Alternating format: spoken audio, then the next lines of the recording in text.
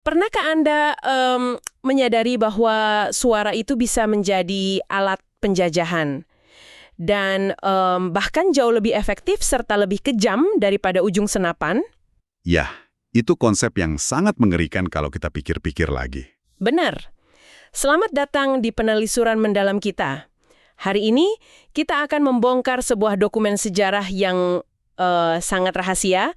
Kita akan membedah bab 8 dari manuskrip luar biasa berjudul Monumen Luka. Dan misi kita kali ini adalah melihat bagaimana kontras suara itu bekerja, ya? Tepat sekali. Coba Anda bayangkan situasi ini sebentar. Anda berdiri di alun-alun Banyuwangi pada abad ke-18, matahari baru saja terbenam. Di sisi barat alun-alun, terdengar suara beduk dari surau. Ritmis dan menenangkan. Betul, sangat membawa pesan kepasrahan. Tapi kemudian, dari sisi timur, tiba-tiba membelah langit dentang lonceng perunggu raksasa dari menara benteng Utrecht. Suara yang tajam dan menuntut kepatuhan mutlak. Ya, suaranya sangat berat. Dan kontras auditif ini kan bukan cuma latar belakang puitis di dokumen itu kan? Oh, tentu tidak. Penulis Monumen Luka dengan sangat cerdas menempatkan suara sebagai simbol dari dua realitas yang bertabrakan. Di satu sisi ada ruang kultural masyarakat lokal Anda, dan di sisi lain, dominasi kolonial. Penegasan dominasi lewat suara. Betul. Dentang lonceng Utrecht itu tidak hanya menunjukkan jam. Itu semacam proklamasi harian bahwa waktu, tenaga, bahkan udara di tempat itu diukur dengan standar Amsterdam. Wah, itu poin yang sangat menarik. Jadi penjajahan bukan cuma soal merebut tanah ya, tapi juga merebut waktu Anda. Tepat sekali. Nah, pada penelusuran kali ini, kita akan melihat bagaimana seorang tokoh bernama Suryo yang berada di hierarki paling bawah justru menggunakan lonceng penjajah itu sebagai senjata taktisnya. Dia menunggangi sistem mereka sendiri. Dan itu, dia digambarkan berdiri di luar parit benteng dini hari, menunggu lonceng berbunyi jam 2 pagi. Jam 2 pagi yang sangat krusial. Benar. Dia menghitung gemal lonceng untuk mendapatkan semacam jendela waktu yang cuma berdurasi 120 detik. Pertanyaan saya, dari mana datangnya angka 2 menit ini? Maksud saya, sistem militer Belanda kan terkenal ketat. Kenapa ada celah spesifik begini? Nah, ini adalah persoalan saat fisikologi manusia berbenturan dengan sistem mekanis. Sistem sebesar benteng Utrecht itu kan mengandalkan rutinitas yang sangat presisi. Untuk menciptakan ilusi bahwa mereka tak tertembus? Tepat. Jadwal jaga, rute patroli, semuanya terprediksi. Nah, pada pukul 2 pagi, regu patroli pesisir yang di luar harus berpapasan dengan regu internal di gerbang samping. Oh, serah terima tugas. Betul. Di atas kertas, ini serah terima yang sempurna. Tapi di lapangan, selama 120 detik transisi itu, penjaga di menara secara alamiah akan mengendurkan fokus mereka. Mereka lengah ya? Iya, mereka menguap, merenggangkan badan, atau menyalakan pipa tembakau. Ini kayak adegan di film-film pencurian ya, film heist. Si perampok tahu persis kapan kamera keamanan berputar, dan dia punya waktu sekian detik untuk menyeberang. Analogi yang sangat pas. Tapi di sini, kamera keamanan itu adalah perhatian manusia, dan timernya adalah lonceng yang ditabuh penjajah itu sendiri. Tapi tunggu, mempertaruhkan nyawa pada asumsi bahwa penjaga akan bosan selama 2 menit, bukankah itu agak sembrono untuk operasi intelijen? Kalau kita cuma melihat dari luar, ya terkesan sembrono. Tapi dokumen ini menyoroti bahwa ini hasil observasi jangka panjang. Suryo itu kan sebelumnya pernah dipaksa jadi kuli bangunan di sana. Dia sudah hafal rutinitasnya. Betul. Dia paham betul bahwa rutinitas kolonial yang dirancang untuk mengintimidasi rakyat justru membuat tentaranya sendiri tumpul. Mereka merasa terlalu aman di balik tembok. Arogansi institusional. Tepat sekali.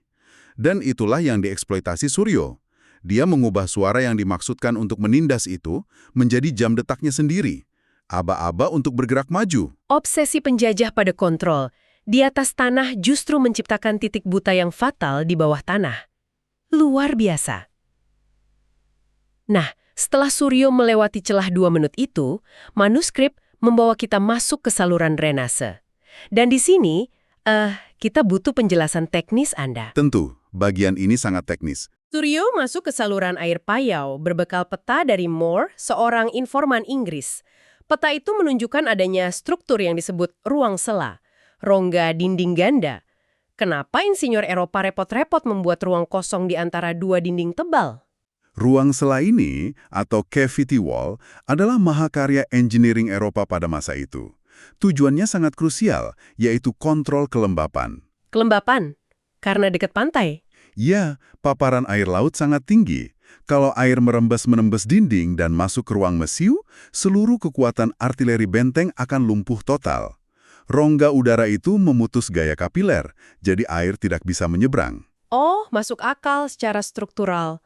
Tapi ironisnya, menurut dokumen ini, rongga ganda itu justru jadi mimpi buruk secara akustik bagi penyusup. Menjadi semacam lorong gema. Ya, saya membayangkannya kayak tabung resonansi di gitar akustik. Kalau Suryo membuat satu cipratan air setinggi paha saja, suaranya bakal menggema ke seluruh penjuru benteng. Lalu, bagaimana dia bisa bergerak? Dokumen menyebut teknik warisan leluhur, namanya nulup suworo, secara harfiah menyelam di dalam suara. Bagaimana cara kerjanya secara fisika?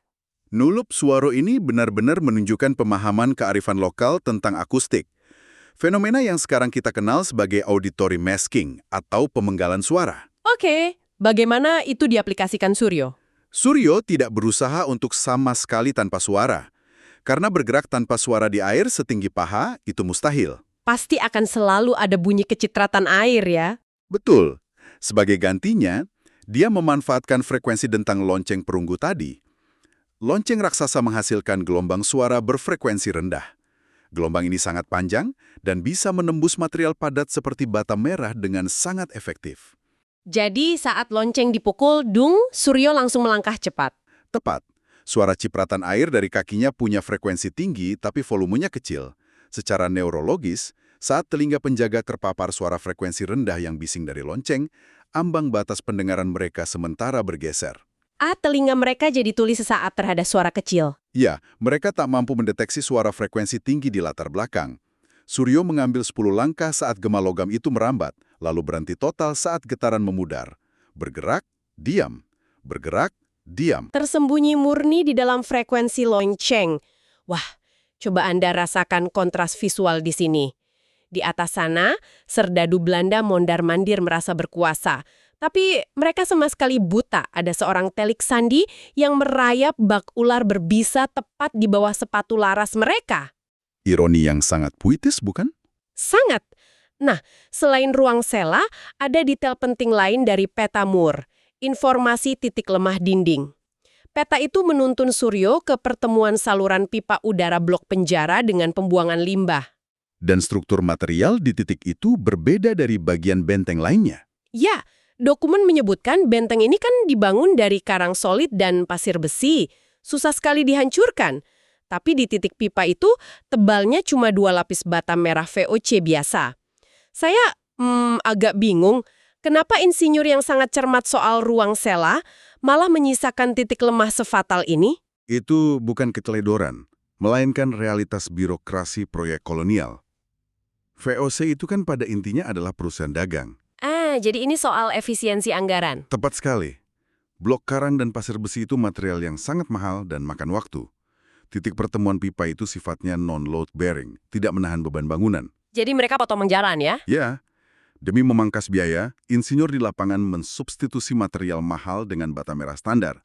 Mereka berasumsi, karena itu gorong-gorong limbah yang bau dan gelap, tidak akan ada manusia waras yang berani masuk lewat sana. Sebuah asumsi arogan yang sangat fatal. Dan di titik bata merah itulah Suryo bersiap mencongkel mortar sedikit demi sedikit.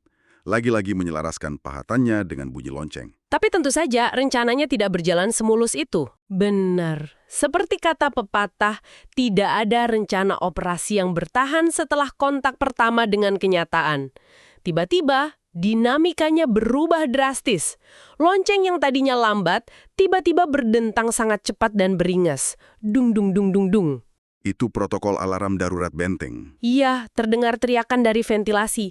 Ada kapal pengintai Inggris bermanuver di teluk. Di atas meriam diseret, serdadu berlarian. Kalau dipikir pakai logika biasa, operasi penyusupan ini kan hancur lebur. Benteng siaga penuh. Bukankah seharusnya Suryo mundur saja? Secara insting, ya, kita cenderung panik kalau jadwal berantakan. Tapi penulis dokumen ini membedah perbedaan antara kepanikan institusional dan fokus individual. Bagaimana maksudnya? Bagi sistem militer yang kaku, ancaman mendadak seperti kapal Inggris akan memicu respon reaktif. Seluruh rantai komando, seluruh perhatian penjaga ditarik ke laut. Institusi itu mengalami tunnel vision yang parah. Pandangan lorong. Jadi kekacauan dan teriakan di atas yang seharusnya jadi lonceng kematian buat Suryo, justru jadi tabir kamuflase yang sempurna. Tepat sekali. Dalam situasi di mana puluhan meriam sedang diseret di atas lantai batu, tidak ada penjaga yang akan mendengar suara pahatan di selokan bawah. Ancaman luar yang berisik membuat mereka tuli pada ancaman kecil dari dalam. Dan momen ini dideskripsikan dengan memikat sekali. Suryo membuang metode hati-hatinya.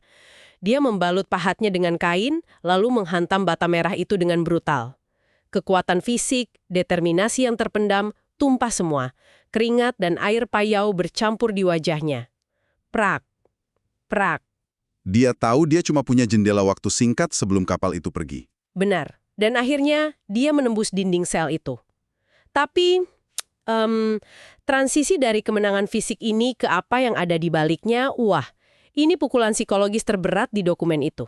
Ya, realitas yang menanti di balik bata itu sangat kelam. Suryo mengintip berharap melihat Galih bersiap lari. Galih ini bukan orang sembarangan. Dia macan belambangan, pemimpin perlawanan yang sangat ditakuti. Tapi, yang dilihat Suryo menghancurkan hati. Kondisi Galih sudah sangat jauh dari sosok sang macan. Kaki Galih terbelenggu rantai berkarat, penuh borok hitam. Badannya kurus kering, tinggal tulang. Dan yang lebih mengerikan, Galih bilang dia sudah lumpuh. Penjaga rutin memberinya racun pelumpuh. Mari kita bongkar taktik ini. Ini menjelaskan metode Komandan Van Beek yang dijuluki monster putih. Kenapa dia tidak membunuhnya saja? Karena membunuh pemimpin karismatik berisiko menciptakan martir. Kematian Galih bisa memicu pemberontakan lebih besar. Jadi, pendekatan Van Beek murni perang psikologis. Menghancurkan pahlawan secara fisik untuk membunuh harapan secara psikologis. Betul. Dia merusak fisik Galih dengan racun saraf, dosis rendah, menjadikannya tontonan pesakitan. Van Beek ingin menunjukkan kekuasaan absolut bahwa sehebat apapun macan belambangan, di dalam Utrecht dia cuma hewan tak berdaya. Kejam sekali. Coba tempatkan diri Anda pada posisi Suryo. Anda mempertaruhkan nyawa menembus dinding, cuma untuk mencium bau busuk kematian. Dan orang yang ingin Anda selamatkan malah minta ditinggalkan karena tubuhnya sudah bukan miliknya lagi. Ini adalah titik krisis eksistensial bagi seorang pejuang. Secara rasional, misinya gagal. Pilihan logisnya, ya mundur, kembali ke gorong-gorong, dan selamatkan Jili. Tapi Suryo mengambil jalan lain. Di tengah perdebatan mereka, lonceng menara tiba-tiba berdentang panjang. Dudung-dung. Kapal Inggris menjauh. Alarm palsu. Keheningan kembali. Dan terdengar langkah kaki penjaga Belanda mendekati sel Galih. Dinamika berbalik 180 derajat dalam hitungan detik. Kamuflasenya lenyap. Penjaga itu menggebrak pintu. Kalau dia melangkah masuk dan melihat lubang di dinding, operasi Suryo tamat. Suryo menarik napas panjang. Dia tidak berbalik untuk kabur ke air payau. Tangannya mencengkram erat gagang patrem, belati pusakanya. Dia bersiap menerjang. Ya, kalau penjaga itu masuk, dia sudah memutuskan untuk membunuhnya di tempat. Reaksi Suryo inilah inti dari analisis dokumen ini. Keputusasaan yang melihat saudaranya dihancurkan monster putih justru bersublimasi menjadi amarah yang sangat terukur. Jadi loncengnya berubah makna di kepala Suryo. Betul. Lonceng itu bukan lagi pengingat waktu, melainkan hitungan mundur menuju ledakan. Misinya berevolusi dari penyelamatan rahasia menjadi deklarasi perang terbuka. Dia menolak institusi kolonial ini menang. Wah, jadi dari observasi arsitektur ruang sela, teknik nulup sworo, hingga ke realitas bata merah yang rapuh, kita sampai pada keputusan radikal di kegelapan itu. Suryo tak akan membiarkan Galih mati sebagai tontonan. Dan pesan historisnya sangat kuat. Sistem militer sebesar apapun tidak bisa menghitung kemampuan manusia untuk mengubah penderitaan menjadi tekad perlawanan. Gema ketukan pahat dari bawah tanah ternyata jauh lebih mematikan dari meriam di atas benteng ya? Tepat. Perlawanan akar rumput selalu bekerja dalam senyap sebelum menghancurkan fondasi. Mengubah suara intimidasi menjadi aba-aba serangan, luar biasa. Dan perjalanan kita membedah sejarah ini membawa saya pada satu pemikiran untuk Anda bawa pulang. Sesuatu yang sangat relevan hingga hari ini. Benar, seringkali kita, sama seperti penjaga benteng itu, terlalu sibuk mendongak menatap meriam di menara. Kita terobsesi pada ancaman besar yang terlihat jelas dan bersuara paling keras. Tapi, setelah menyelami kisah Suryo, coba Anda renungkan sejenak. Jangan-jangan perubahan paling menghancurkan dalam hidup atau sejarah Anda sebenarnya sedang digali perlahan persis di bawah tanah yang Anda injak saat ini. Ia tersembunyi dengan sempurna, merayap dalam senyap, tepat di balik kebisingan rutinitas yang Anda ciptakan sendiri. Terima kasih telah bergabung dalam penelusuran mendalam kita hari ini. Sampai jumpa di pembedahan dokumen berikutnya.